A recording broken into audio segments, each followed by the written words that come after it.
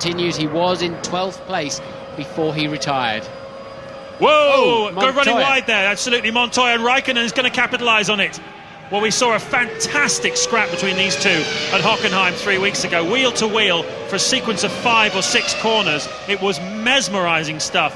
And on that occasion, Montoya managed to get past Raikkonen, who had to get off the throttle. But Montoya making a little mistake there, perhaps under pressure from Raikkonen. And Raikkonen didn't really punish him enough. Raikkonen decided to get all active on the way into the last corner, where he'll never overtake.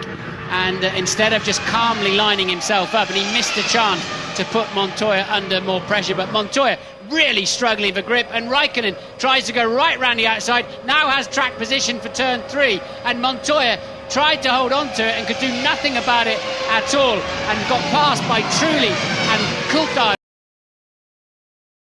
¿Desde qué punto se puede sancionar o evaluar esto por parte de los comisarios?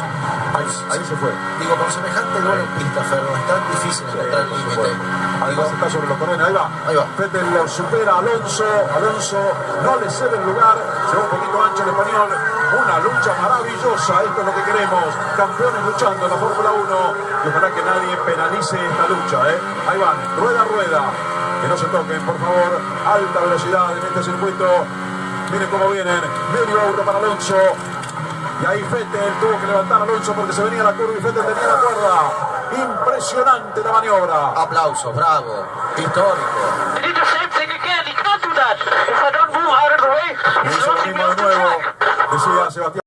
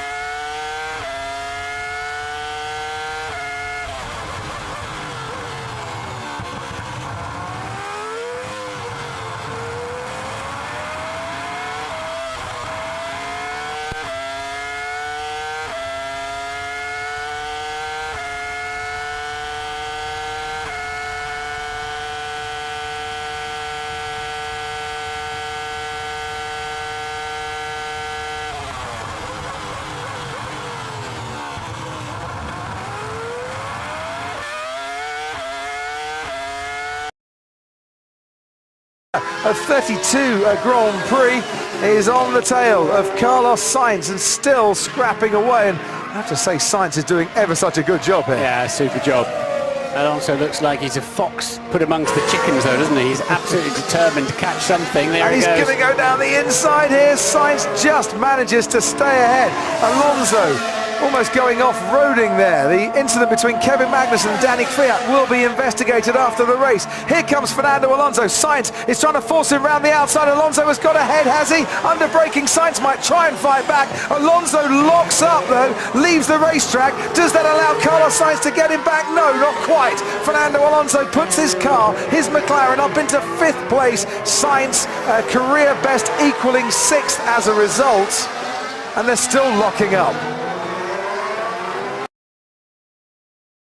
Keine Punkte holt, noch nicht zum WM-Titel reichen. Aber jetzt jetzt schauen Sie mal, Alonso vorbei an Massa und Webber. Webber, und jetzt hier sehen wir es nochmal.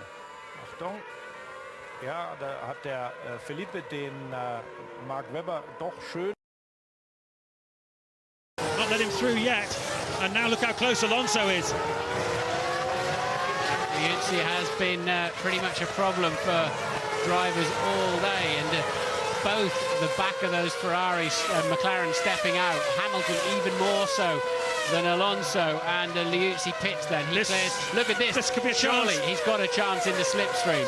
I think he might well have. He got better drive, better acceleration out of the slower corners. This could be the lead going for Hamilton. Alonso senses an opportunity. They are side by side down the pit straight in Indianapolis. The two teammates, you could put a cigarette paper between the wheels. Hamilton holds his nerve, but Alonso is on the warpath. And I tell you, you know from GP2, you will not frighten Lewis Hamilton off the road.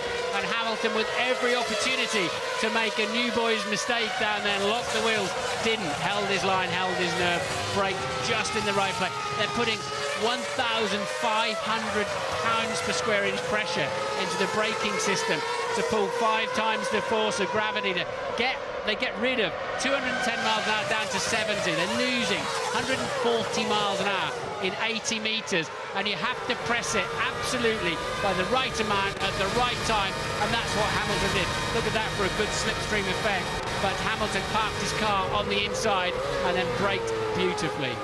Well, that's what comes from being a racing driver from the age of 8. Both of these men were able to start karting at 8 years old. They got so much experience. Hamilton, 14 years of racing experience, and he's only 22. And a steely nerve. Now, we saw a little mistake from Alonso, who goes wide again. What's that all about? The blue flag flying across the road. And Alonso just swerving across that. That's a little signal. It's a little signal to the pit wall, I would imagine. I don't think Fernando's emotions are fully under control in the car or out of the car at the moment.